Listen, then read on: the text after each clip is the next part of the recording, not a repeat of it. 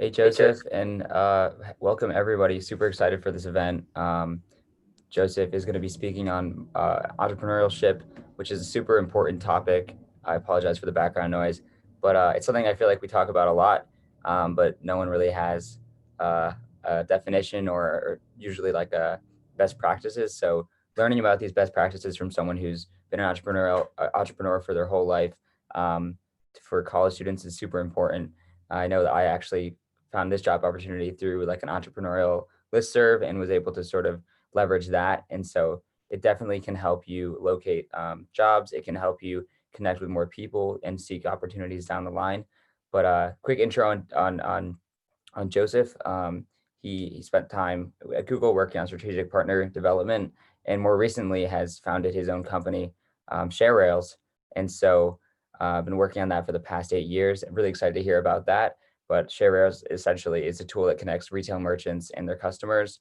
But Joseph has traveled all around the world and has been a entrepreneur and is really excited to share his best practices and how we can sort of start deploying them. So with that said, Joseph, welcome. It's great to have you, and I'll turn it over to you. Cool. Thanks, James. Thanks for that intro. Yeah, very excited to be here on this presentation. Talking about how to become an entrepreneur.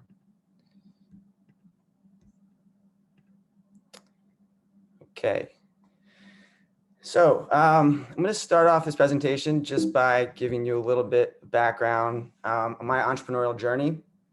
It feels like not that long ago, but yeah, it was pretty long ago. 2003, I graduated from Harvard. I was an athlete. I was a lacrosse player.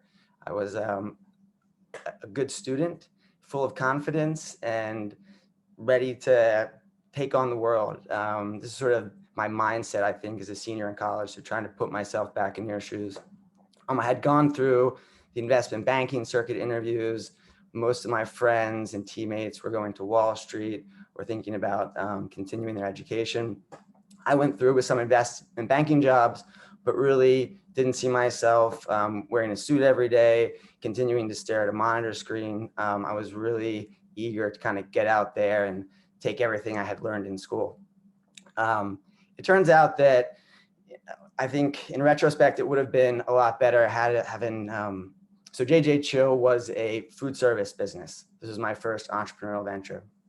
The idea came from growing up in Philadelphia, like the summers we just had, going to the local water ice. So for those of you who aren't from the East Coast, water ice is like a frozen dessert, a snow cone, but where I grew up in Philadelphia, it was very popular. My very simple idea was to take this dessert that I had grown up with and open up a Italian water ice stand in Venice Beach. Not Venice Beach particularly, but in California, where you had this kind of year-round summer. In Philadelphia, we were limited to a shorter operating season, but out in California, I could sell year-round. I'd never lived in California. I'd never really worked in a water ice business. I'd spent some time bar backing, but definitely not the sort of preparation I would advise to any of you who are thinking about starting businesses. I went out there and had 2 very exciting years. We sold the business. I made some partnerships, learned a lot about Italian ice, learned that I never wanted to open up a restaurant by myself again, or and also I think in retrospect, learning that how hard it was really to open a business. And I think my perspective was I had done well at Harvard, I had done well in sports, and I could apply all of these sort of hard work ethics to starting a business, which there's a lot of that carries over, but I think having the expertise is something that I'll talk about a little bit later, but that was definitely missing. I went from JJ Chill to moving up to Palo Alto, where I had a brief stint working for a hedge fund, left that hedge fund to go to Google, learned a ton, met a lot of great people at Google. One of my best stories, one of my most exciting startups was called Brandcasting, which I actually started while I was at Google. It was through a very good connection I had met at JJ Chill. I'll talk about this a little bit later, but it was a company responsible for managing celebrities. Our first client was Britney Spears. This was a time when social media was still relatively new, but we put together a plan to help Brittany leverage all these new tools. This took me from the world of Silicon Valley to the entertainment business, which was also very exciting, but something that I had not any experience or a lot of expertise. And all of a sudden I was kind of thrown in there figuring things out. I'll talk a little bit more about what worked and what didn't. I did leave Google to join Tomorrow Ventures, which is a venture fund primarily investing in Eric Schmidt's capital. I was there for, I think, 3 years before leaving to primarily focus on ShareRails, which I'm still currently CEO of. So that was a pretty long intro.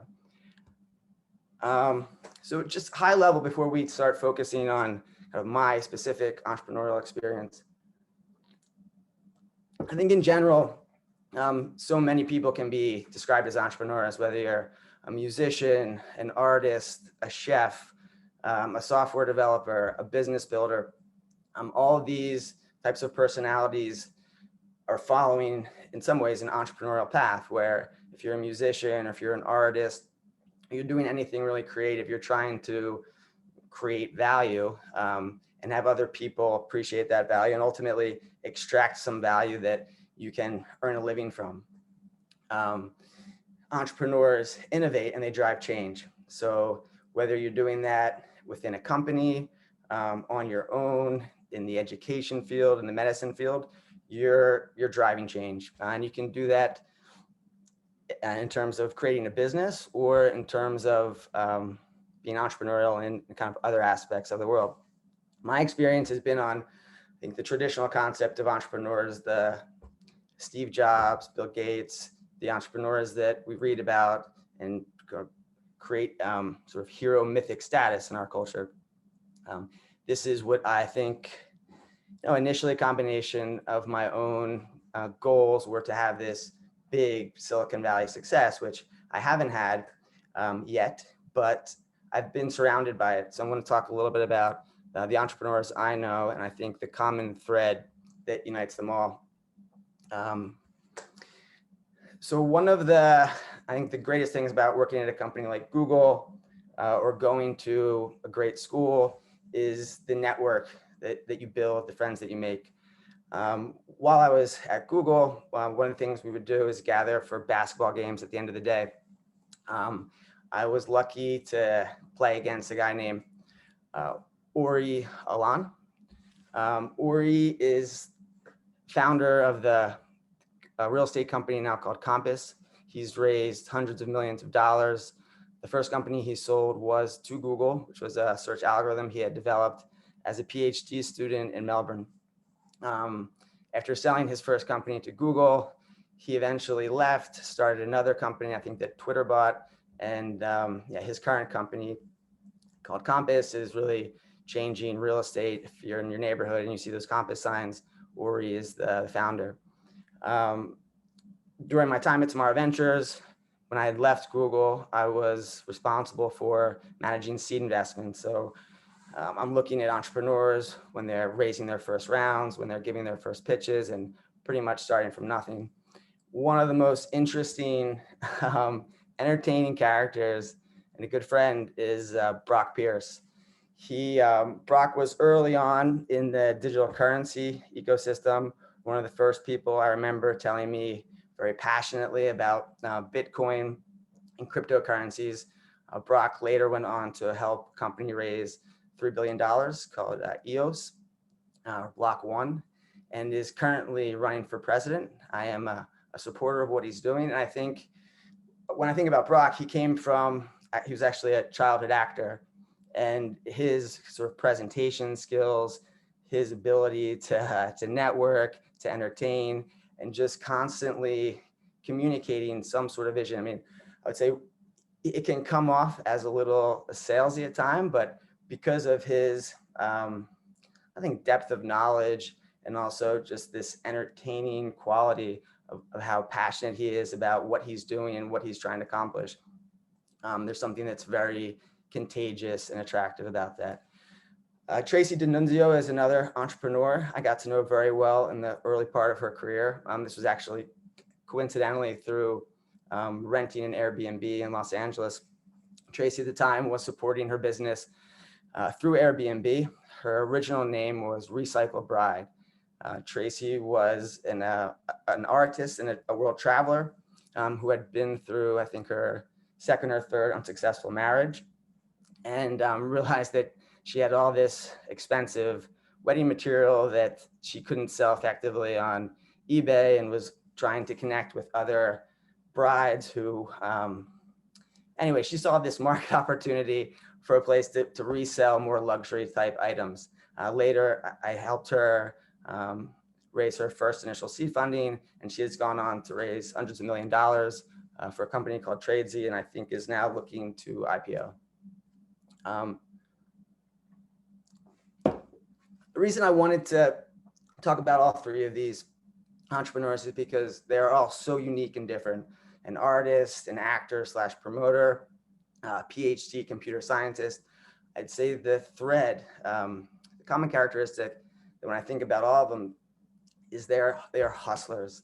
And I think there's some kind of negative connotation of being a hustler, but the positive side of it, and the side that I want to emphasize, is that they're go-getters. They are persistent. I think I look back in some of the emails Tracy had sent me, and I would get 3 or 4 emails from her a day on the sharing economy, the opportunity, why eBay sucked for reselling luxury. And when I think about Brock, when I think about Ori, they share this sort of confidence, and it's almost an aggressive approach to just seeing something that they're going to get done and continually striving at that.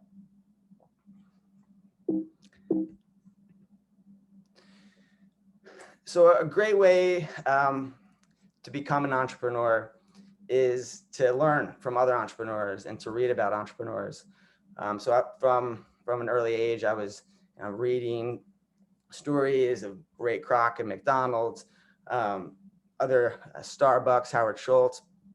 And this was because I had been interested in food service and retail businesses. But I encourage any of you who are thinking about entrepreneurship to just find the people that you admire, the people who you're impressed with, and read as much about them as possible. Peter Thiel, I think, is one of the most brilliant minds in the world today. He was one of the first investors in Facebook. He was a co-founder of PayPal. He's written a book called 0 to 1, which I recently reread. And I just wanted to highlight one of the chapters. He talks about the traits of entrepreneurs. I think it was interesting for me to look back on kind of when I first started studying entrepreneurship and thinking about becoming an entrepreneur, after going through this journey of my own successes and failures and seeing others, and then rereading about the traits of successful entrepreneurs and how, from a more kind of academic lens, we learn about entrepreneurship.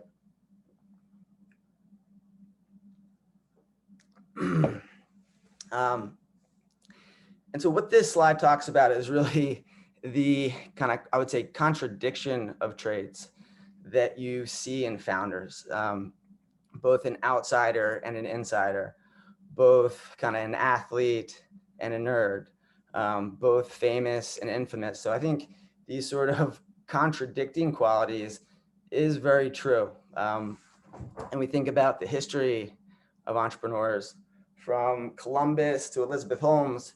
These were entrepreneurs, in my view, who were extremely successful at so many things, but kind of history, and depending on whose perspective you're reading from, were also very much villainized and responsible for a lot of not so good things. But I think this is so common in all entrepreneurs. You're constantly on this thread of convincing everybody to work for nothing, to chase this big dream, knowing that there is a risk that the business won't succeed, that your teammates and your co-founders and your investors are going to be out of money or potentially not have a job, and yet you're still responsible for kind of driving this ship of uncertainty and risk forward. Because if you are right, and if you do have the cure, everybody gets rich and the world's a better place. But I think everyone, so many entrepreneurial stories have this sort of dual contradictory sides of craziness. And the truth of entrepreneurial ventures, and I think why it takes someone to be a little crazy, or there was one book I had read, the hypomanic edge, the link between craziness and success, which talks about in more detail some of these different case studies.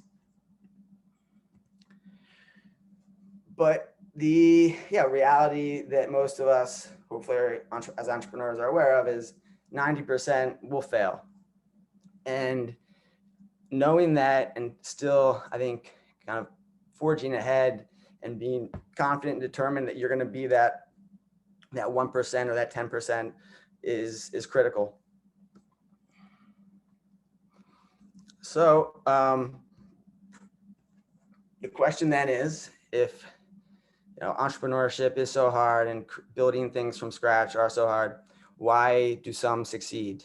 And what is that special formula?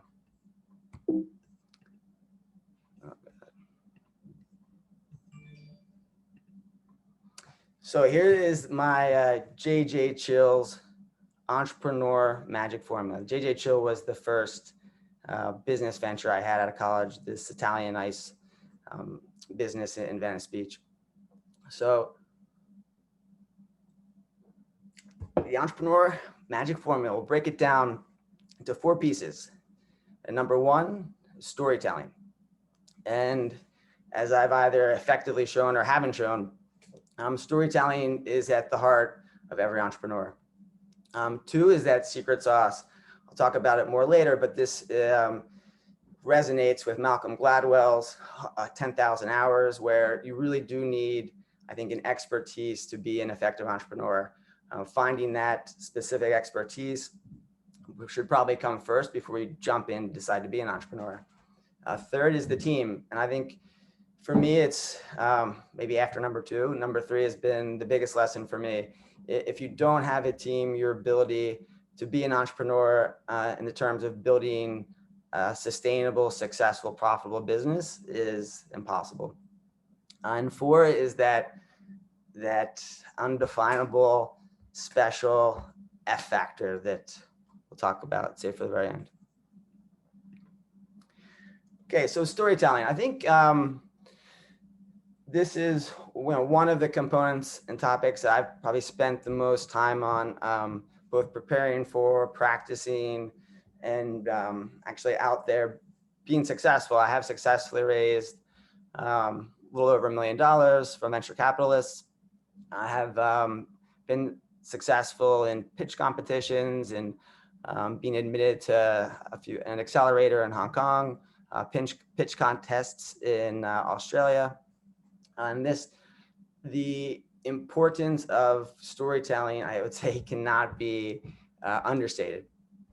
There's different books, The Art of Presenting, I think, which is more about PowerPoint and visual presentations. Resonance, I think, is another great book that sort of dissects everyone from Steve Jobs to other presenters and looking at, I think, the common structures and the common themes that if you compare all these different great speeches and presentations, that there are certain components. I'd say the one is finding your voice, being authentic, finding that sort of genuine quality that differentiates you from everybody else and makes you connectable. The second is finding your story. Some of the best pitch advice I ever got was in Hong Kong, and it was someone who worked with executives from a company called Swire. And they said, imagine when you're presenting that you're speaking to second graders. Speak slow, especially if your audience is outside of your area of expertise. It's really important to not overwhelm people with terminology, buzzwords, too much data, and really focus on the story, on the narrative. If when I was trying to explain our software,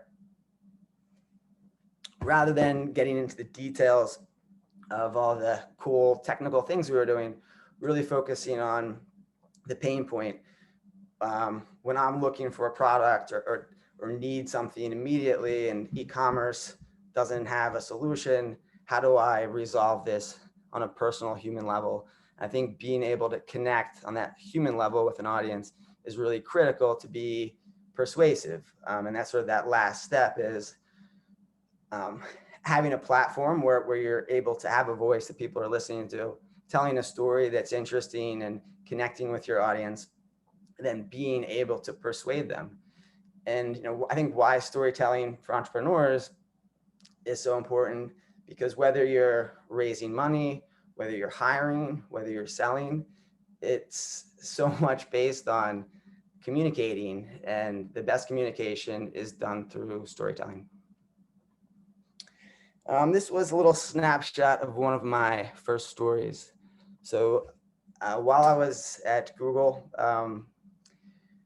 I came up with, as I mentioned earlier, this idea for a company called Brandcasting, where we worked with Britney Spears and really kind of helped her transition to the social media landscape. I think now it's more common knowledge, but at that point, this idea of unlimited free distribution through platforms like Facebook and Twitter was a very novel concept. And my ability to talk to Britney's family, to Britney's lawyers, and both explain things in a way that they could understand, as well as giving them some numbers and some upside about why this was important, is a very important, delicate formula. I'll tell you one quick funny story. And during this process, so I was pitching Britney what we called Britney 2.0. And the first thing she said was, "But Daddy, I don't want to be a 2. I want to be a 10." And I think I just love that memory, because it showed you have to remember who the audience is, and if the audience doesn't understand what you're saying, it's a waste of time. So the secret sauce. I think why this is so important is because as an entrepreneur, going back to the original concept, it's creating value. And while you can learn everything about starting a company, recruiting, storytelling, if you don't have that secret sauce, if you don't have that expertise, you're going to spend a lot of time spinning your wheels, because you really don't know how to, you're really not creating any value. If you don't have a certain level of understanding in an industry, a certain amount of expertise. I think Malcolm Gladwell, again, through that concept of, to get expertise in something, you need this minimum of 100,000 hours. And I think whether that's the actual number you need before you jump in and commit yourself to something and take other people's money and ask other people to work on this idea with you, the more expertise and knowledge of that industry, of that service, of that product that you have, the more effective and powerful you're going to be as an entrepreneur. So the team. I'll tell you one thing, running a software company, my team looks a lot different than it did back in, this was 2004, with a team of recruits from Venice Beach. I think one of the tweets that I love that Uri, one of my friends I mentioned earlier, had posted was this: success is 1% idea and 99% execution. And the execution comes from you, but it really comes from the team. Any business, any project is 99.9% of the time a result of teamwork, of a team effort. No one, as much as an entrepreneur, I think, wants or likes doing things alone and thinks you have to be able to do everything at some point. You're putting out fires, you're washing dishes, you're reviewing code, you're doing legal. You can't do everything yourself. And I think it took me longer than I would have liked to realize that. And I think now, for the past 2 years, my goal and my focus has been on figuring out who the best teammates, who the best employees, who's the best talent, the best advisors I can surround myself with or bring onto our team to be a more effective and a better business. So the F factor. Originally, I was going to tell you the F factor was fun, because if you're not having fun, you're missing, I think, the whole point of being an entrepreneur. I don't like F necessarily representing fun, because fun, when I say fun, I mean it's more about the meaning that even if you aren't successful in monetary terms, or you don't get the result that your venture partners are looking for, if you've pursued something and you've gotten up every day and you've learned something from doing it, and it's been a noble an enjoyable learning experience, there's no failure. I think you have to accept failure as part of the course, and just knowing that, you did it for the right reasons, and you didn't do it for the outcome necessarily. You're hoping that is your goal, and that's what you're driving at. But ultimately, you have to be able to enjoy it, or else those long nights and all the stuff that you have to go through, I think it's it's a lot better if you're enjoying things. So as I said before, I think there's so much you can learn from all the incredible entrepreneurs out there in the world today. Jack Dorsey is another one of my favorites. Just reading about things that he said, things that he's done, his advice. I think a lot of this isn't what you'd expect to hear from a super successful tech entrepreneur. He was the founder of Twitter. He is now founder of Square, which overlaps a little bit with some of my industry and the work I'm doing. What I think is so cool about Square, they were the first public company to make Bitcoin available to buy from, for the public to buy as a public company. And this is his list of do's and don'ts. I think he presented in a TechCrunch interview. But I think it's just great everyday advice. And I think one of the things that has helped me get through those ups and downs of being an entrepreneur is some of the things, these daily habits that I developed as an athlete and a student, of really being disciplined, of making sure that you're eating right, you're keeping your physical fitness in check, and doing all these little things. I think gives you that energy and helps kind of flows over into all the entrepreneurial kind of business related things that you're doing. So I think finished a little earlier than expected, but happy to open this up to questions now. Yeah, no, awesome. Joseph, this has been really great. Really enjoyed sort of hearing your path, and how you learned early on, and about JJ Chill, and then Britney Spears. Definitely an interesting career, and helpful to hear sort of from your perspective about where you were, at our age as a college student, the mentality that you had, what you learned. So definitely a really helpful presentation, and I will sort of ask the questions that I see coming in here. But I do want to thank you, because it was definitely insightful. So for the first question here, it's sort of going back to those slides that you had with the those three entrepreneurs. You say they kind of have like a hustler mentality, but in a positive way. So how can we as students, college students, sort of learn to adapt that mentality where we're still balancing, maybe it's an internship during the summer, or it's part-time job, and it's our schoolwork, or if you're an athlete, you're balancing that. So how do you sort of, like you said, she was sending you 3 emails a day. How do you sort of learn to balance your time, and sort of develop that mentality when you're used to sort of focusing all that time on the school that you're working on, or the team that you're working on?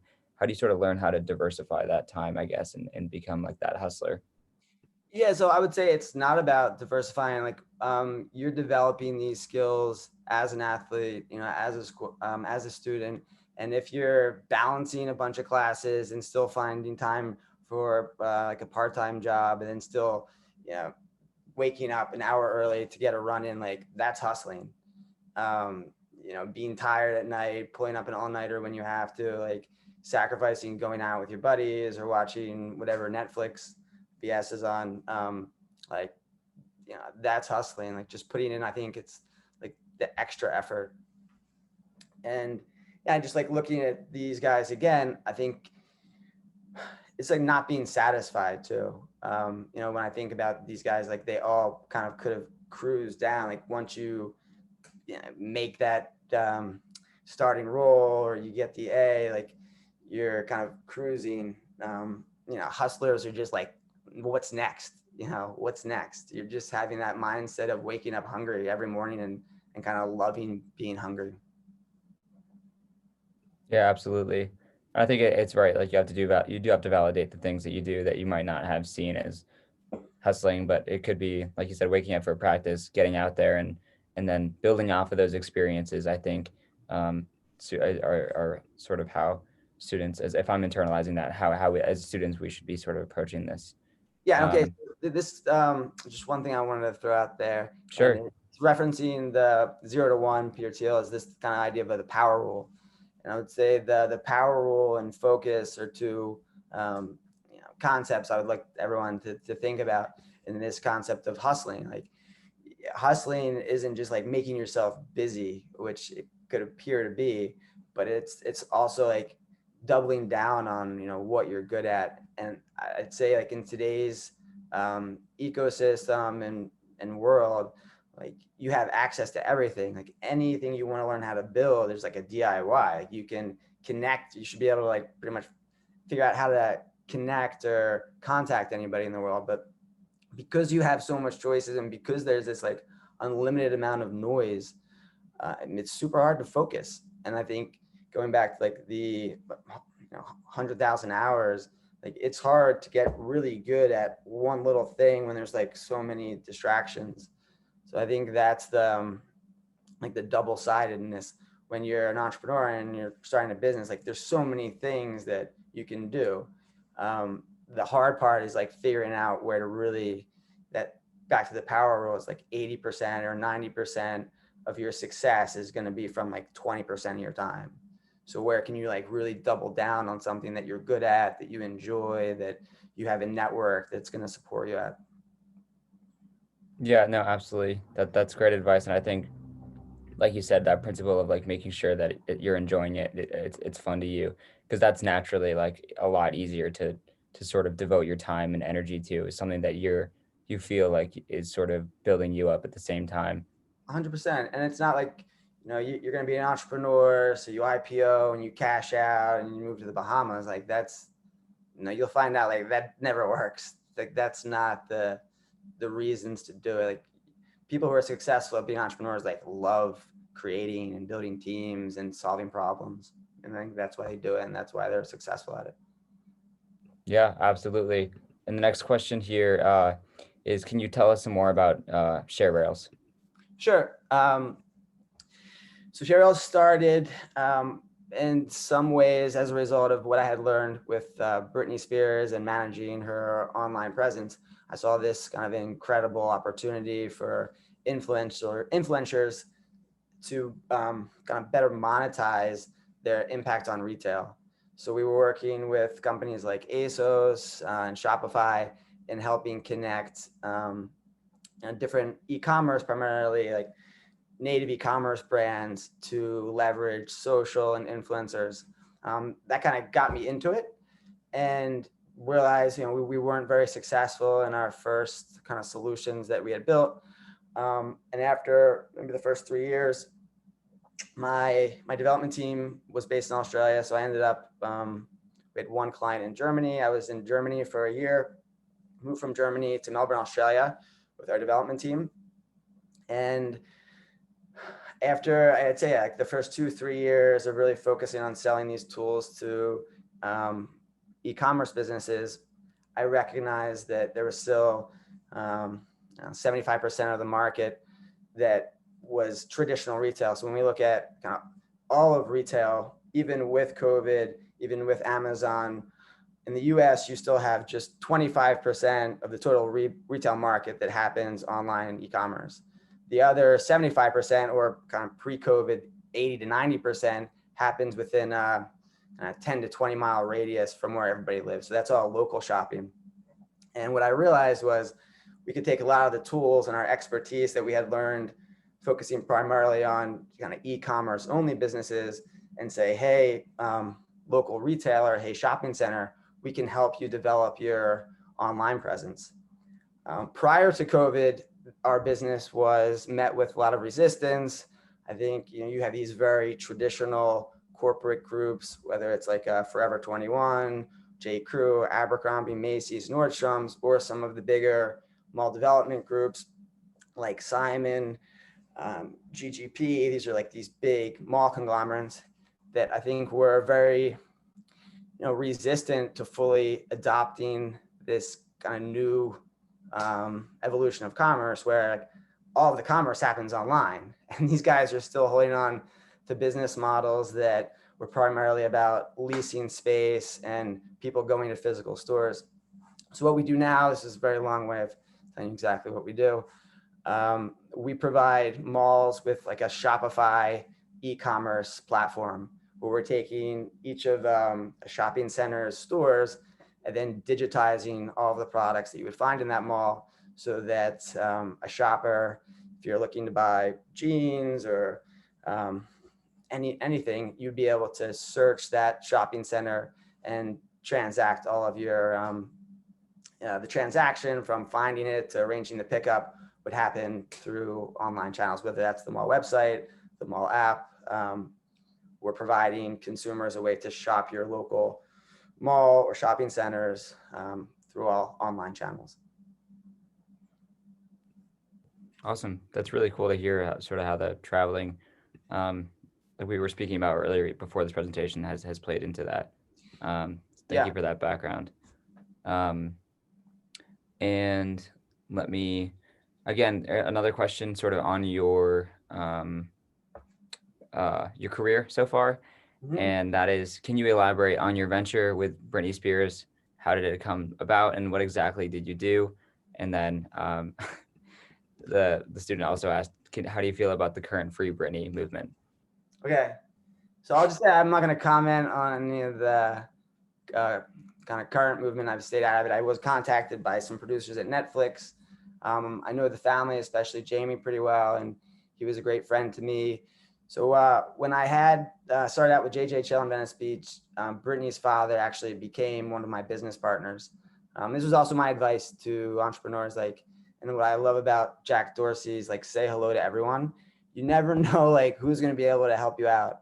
So the true story and how I met, got connected with Brittany was a mutual friend of Brittany's father and I was working in Venice Beach at a glass shop.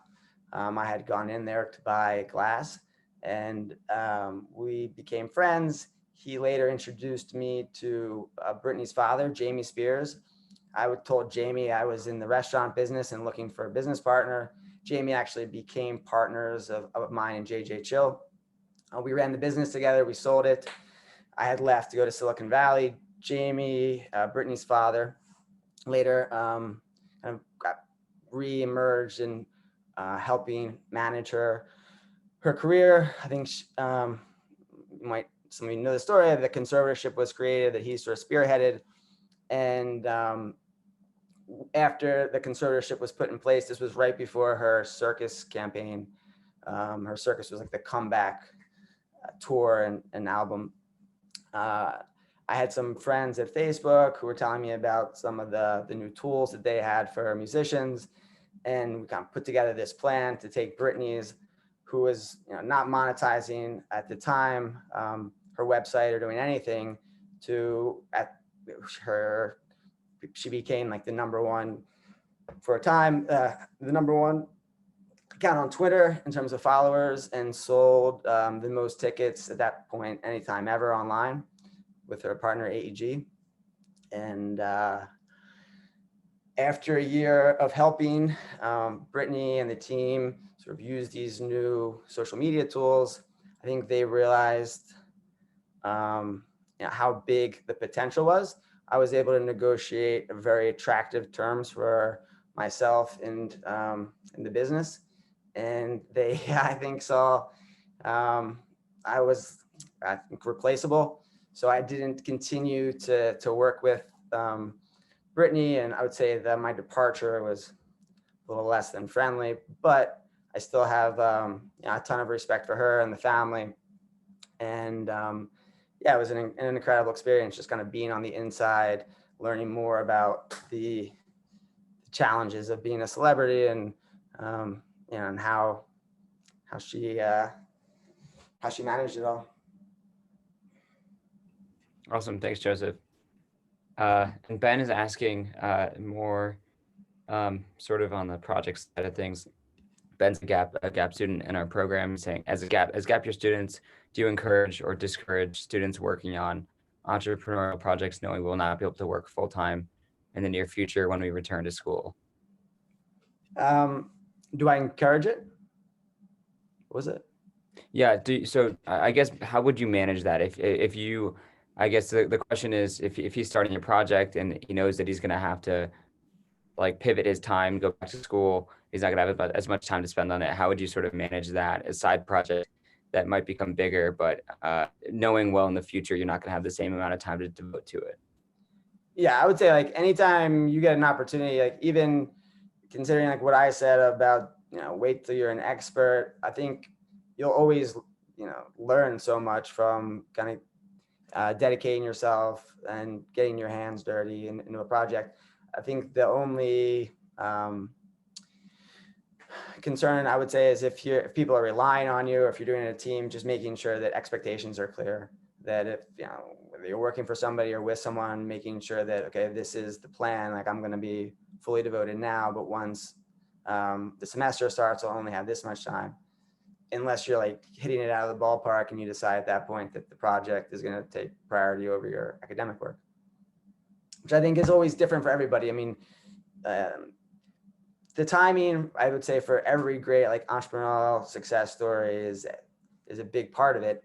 But at the same time, doing all those things that make you ready for that opportunity is equally as important.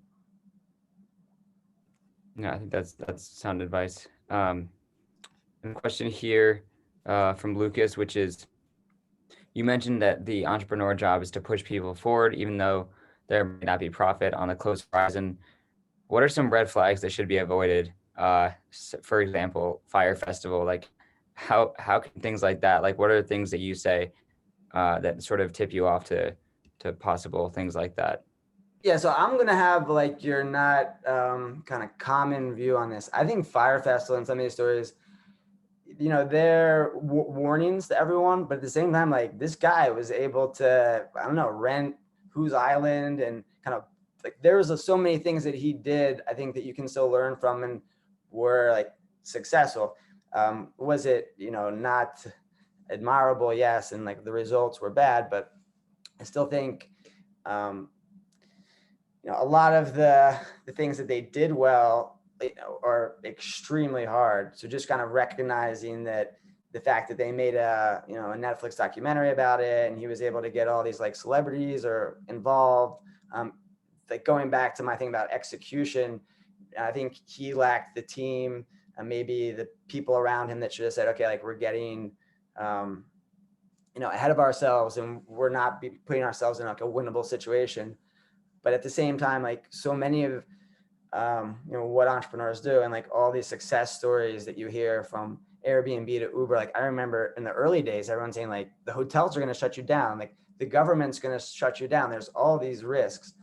And for the Airbnb CEO or the Uber founders to continually say, like, we're going to change the law, we're going to change how residential zoning works. Like, there's always going to be risks. There's always going to be red flags. It's so hard to say, who figures it out and who doesn't. I would say, like, looking at the team and just using your gut, like, is this a guy I want to bet on? I think, Mary Minnow is someone who I'd worked with in the past. I think she was a previous lecturer And yeah, it's like, I think she's a great example of just someone who is, looking to advisors, listening to mentors, and like following good people.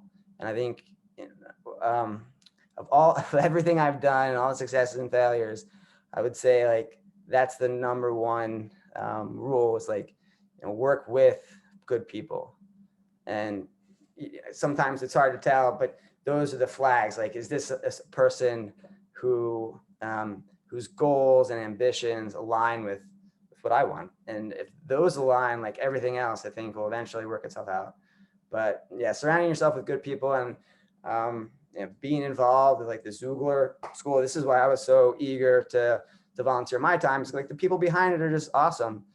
Chris Fong, what James is doing, like, they put this together in a very short amount of time. I think everyone who's probably participating in it is already kind of has some sort of component of, being an entrepreneur, because you're intellectually curious, kind of you're going outside the bounds of what's sort of traditional or expected of you, and you're pushing yourself, which is what you want to do.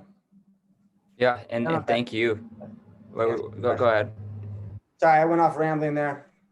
No, I think it answers the question, but like again, thank you. I mean, this is been such an awesome experience for our students, and just been amazing to see like the volunteers like you come out and sort of say, yeah, this is a good program. I want to help students that are trying to like utilize their time off to become entrepreneurs, become more curious, and so it's like people like you that have sort of that were allowed us to get this program off the ground.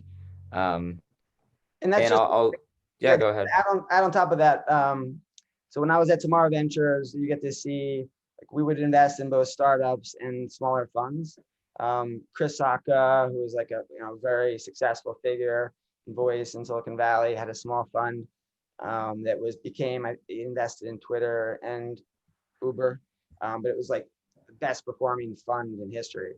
And I think that some of the greatest advice I ever heard, he said, was he spent 5 years or 10 years in Silicon Valley just like doing favors for as many people as he could.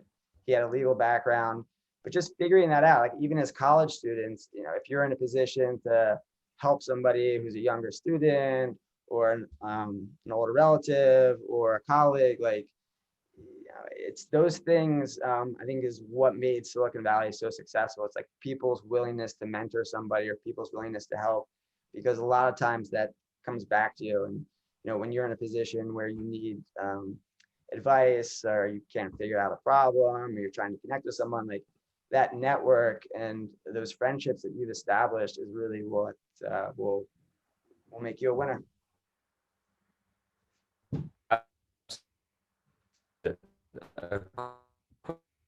Realizing, and what I've realized with my time with Xoogler is like there's such a persistent sort of I guess desire for Googlers to give back and ex-Googlers to give back, and sort of sharing that, like share feedback, connect people. And so take advantage of that while you're in the program, and just anywhere outside of the program. Is like if you give a little bit, then it comes back, and it will continue to. So thank you, Joseph, for giving back. With that said, I want to ask Jennifer's question, which is, if you sort of go back in time and sort of give a piece of advice to yourself, college age lacrosse student Joseph, what would it be, and why? It's like so hard to say those questions. Like I would tell myself to slow down, like don't be in a rush, and listen to people who are advising you. I had a friend's father who's a very successful venture capitalist in Silicon Valley. He taught a course, Mr. Wendell, at Stanford with Eric Schmidt. And I told him I was really interested in going to San Francisco. He sent me a business journal, like all the businesses in San Francisco, and said you should reach out and like try to get a job working for someone. I told him like my whole pitch about Italian water ice, and he was like, yeah, go work for somebody for a few years. And I didn't listen to that. I've had an incredible journey and great stories, but yeah, I think my advice would have been don't be so eager to kind of jump in and prove yourself, and spend a little bit more time refining your skills and figuring out kind of exactly what you want to do with them before taking the plunge and trying to like build a business around it. I think I've always been like a little too quick to jump in and then sort of figure everything out. Right. I would agree with that. And I've heard that advice personally recently. I think it rings true. Like for most students, there's that eagerness. I want to sort of jump in, but definitely like honing skills, seeing what skills are needed and learning from people that are senior from you. I think that's extremely helpful. So I'll definitely echo that. Yeah, and it's like it's hard to do always asking for help, especially if you're confident, you're a successful student, you've been successful in other things, but there's always someone out there who is more knowledgeable than you and has faced a similar problem than you. Um, and like the sooner you recognize that you can always find someone probably to do it better than you or help you do it better than you would do it alone is, very, very important. Yeah. And then question from Levy, which is just how do you deal with failure and how have you dealt with it and learned from it? Yeah, it's hard. I mean, I'm always like amazed by people like Trump and people who can just somehow twist every failure into success. Like there's just, they don't even consider it. Um, I don't know. I don't have that mentality, but I really think looking at failure as, ways to learn and taking pride in the fact that like you can bounce back up.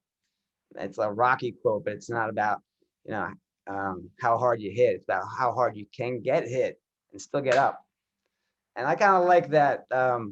This whole idea, like, what doesn't kill you makes you stronger. It's not true. Like, it can hurt. But yeah, the ability to get back up and take what you've learned and roll that into the next one, like that's what makes entrepreneurs great. I mean, all these guys who have been super successful had things that didn't go well, but they were able to learn or pull something from that into the next one that was successful. So keep rolling it forward. Yeah, absolutely. And Lauren's wondering, Lauren says, I'm also a college athlete. Since our sports take up so much of our time in the college experience and prevent us from pursuing other extracurriculars to the extent that non-athletes can, what advice do you have to leverage our sports experience when applying to jobs?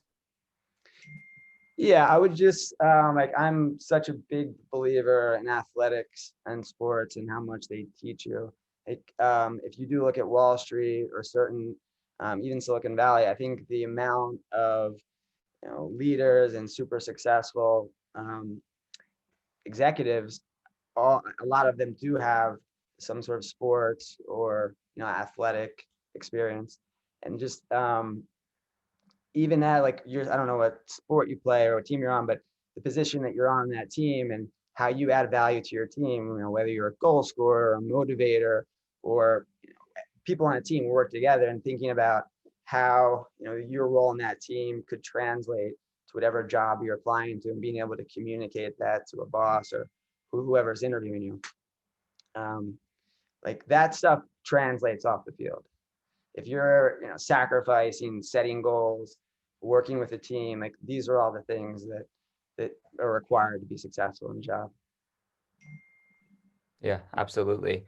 And then a question back to the 10,000 hours rule, which is based on the 10,000 hours rule, what skills did you develop that we as students should try to develop now that will help us stand out later on? Okay, this is a good one. I would say one is the presentation. I'm not sure if I'm fully happy with this. I won't tell you how long I spent on it, but yeah, presentation skills. And I'd say that's like more of a soft skill to have as an entrepreneur, not a hard skill. I would say like, one of my regrets is probably not having as much expertise and probably understanding software and really just software development and the life cycle of working with engineers. I think I had some exposure to that at Google, but it wasn't really till after my formal academic education that I realized like how important it was for me to understand database organization and servers and kind of a lot of the technical stuff I deal with now as a CEO. If I had developed that earlier, I think I would have recognized certain issues that we've had as a platform earlier on and would have prioritized certain things. I think, not continuing to have a co-founder with that technical expertise, and then trying to use what little I had. So this is more not what I did develop, but what I didn't develop. So if you're trying to be a software entrepreneur, I would say develop some software skill set on a technical level. Definitely. And I would just echo that. And I was speaking to an ex-Googler recently, and they said, a lot of people put on their resumes proficient in Excel or proficient in Word, but the PowerPoint or Google Slides is something that people should really focus on because it's going to be used almost in every single position. So learning how to present and forward your ideas is something that is not, like you said, not as paid attention to, but is really, really important. Okay, so one little thing, the thing is like Google did such a great job of, and you don't really appreciate it while you're there, but just emails, like writing emails, knowing how to be concise, like to the point, don't give too much information, but and there's like some email rule about keeping all emails to 3 sentences, that kind of stuff. Being able to communicate effectively is, whether you're an athlete or a student, like you're kind of learning some of those tools, but in the business world, especially if you're an entrepreneur trying to recruit people, trying to raise money, trying to sell, it's all communication. Yeah, we're getting close to the hour here, but I do want to ask this question from Alina, which is when we hear about entrepreneurship, we usually think about tech startups. How was your experience of being an entrepreneur in the food industry? Was it different, and what did you learn from that? Sure. I learned that I do not want to be an entrepreneur in the food industry. It was really hard. You're married to the location. So for like the first 12 months, I think I was there 7 days a week and in the kitchen, whether I was working on the products we were selling or in the windows, serving customers or cleaning up or trying to fix some of the refrigeration problems. I did not enjoy the kind of location restrictions that came along with starting like a physical retail restaurant business. What was the other part of the question? Sorry. No worries. The part of the question was, Or the different skill sets that you need, or the yeah, I guess what did you learn? competitive? What did you learn from like a non-tech food startup? I guess like skills or sort of takeaways that we can use now. Yeah, I would say like the amazing thing about like the ecosystem that you're inheriting is the amount of like entrepreneur empowering tools. I think that's what I saw in Silicon Valley that I loved, and the success stories of whether it's like Google, Shopify, Square, Uber. I think they're all entrepreneurial empowerment platforms. And in thinking about like software, and I think what I've seen successful in Silicon Valley, like the best success stories are like when you're creating a tool that's empowering somebody else, like the Uber, the gig economy. My friend who started Tradesy, like you're giving tools to other people who are then now enabled to start these little kind of retail businesses or start their own taxi company or start their own travel accommodations. Like the best software companies, the best software products, I think, are really empowering. Like Facebook and Instagram are empowering, for good or bad, like millions of individual celebrities. Like everyone has their own platform now to be a creative influencer. If you've got a song to sing or a story to tell, you now have an unlimited choice of platforms to tell it. The power, like the potential that you now have at your fingertips is what's so awesome. Like all of these annoying things about business, like payroll, accounting, making sure you get health insurance for everybody, like all that stuff is this, the most annoying part about running a company and a business. And thankfully, these good software services and products are making all of those sort of, I would say, like the logistical, administrative aspects of running a business easier. So yeah, I guess 2 takeaways from my answer is, as an entrepreneur now, like you have so many more resources. You can take all the same courses a Harvard Business School student or a Stanford Business School student can online, pretty much, or have access to the same. You can get in touch with everybody. You can, you have a global audience at your fingertips. Now, yes, there might be more competition, but I mean, I think the other, and this is where I like to leave off, is we have problems. Like there are a lot of problems in the world now. And that's where you need entrepreneurs. Like, and you got to find that problem that you feel is the most painful, be able to articulate that and come up with a solution. I think whether it's people spending too much on time on screen, what news is real news, like there's just, our world, especially this past year of 2020, health issues, psychological issues, environmental issues. I mean, the world does not have a shortage of problems. We have a shortage of entrepreneurs figuring out good solutions to those problems. So it's a good thing that you guys are all learning how to become entrepreneurs. Yeah, and Joe, thanks for sharing and teaching us how to become better entrepreneurs and sort of learn, harking back to what you were early experience, which is helpful. So with that said, I want to thank you for joining us and wish you luck on your next endeavors. Cool. And to everyone, go ahead, Joseph, if you have anything else to say. Looking forward to connecting after this. Yeah, guys, feel free to contact me. You can go to the company website and contact us through there, or send me an email. It's probably the best way. If I don't reply within a few days, definitely keep following up until I do.